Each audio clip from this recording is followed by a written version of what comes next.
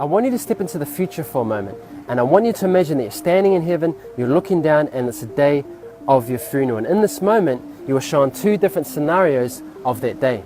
In one scenario, your family and close people are speaking of your character, and they're saying that you are this person of truth, of integrity, that you are authentic and real, and that what people saw is what people got, that you are honest to the core, and that who you were out there, you were that same person behind closed doors. And because of this, they adored you, they were inspired by you, not just because it was who you were, but because you stayed true to who you were, no matter where you were.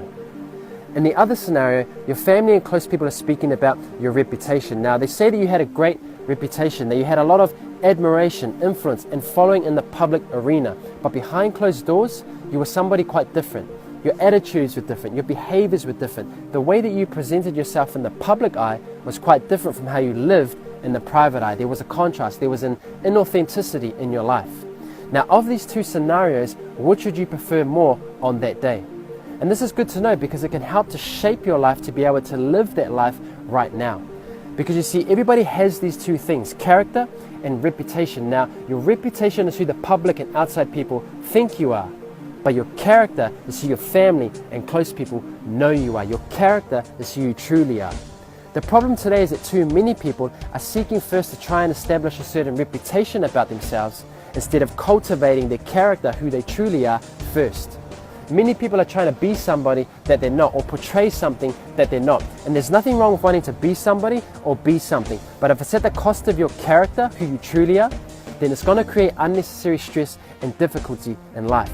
You become restless and unfulfilled because you've ignored your character while trying to build some reputation about yourself. And you fail to realize that your character is crying out, begging to come out, to be free, to express itself, your true self, fully. Don't quench your character, who you truly are, your values, your morals and beliefs. Don't sacrifice your character upon the altar of reputation. If anything, it has to be the other way around. Be willing to sacrifice your reputation in order to make a stand for your character. Let your character precede your reputation. Whatever you want to be out there, be it here first, because it's easy to do good things in the community. It's easy to have a good image in the public eye, but if you're not that same person in the private eye, then you need to check your priorities, because you can be the man in your community, you can be the man on social media, you can be the man in your workplace, in your sports club, or even in your church. But if you're not that same man or woman behind closed doors of your family, your spouse, or your children, then you need to check your priorities. Live from your character, not for your reputation. Whatever you want to be out there in the public eye, be it here in the private eye first, and then let your reputation naturally and organically flow from that. Do this, and not only will your family and close people adore you, not only will the public and outside people be inspired by you, but you will begin to live a life with a sense of fulfillment because you're finally starting to live authentically. And on that day of departure at your funeral, you will be remembered as somebody who lived authentically, with integrity, and with great character.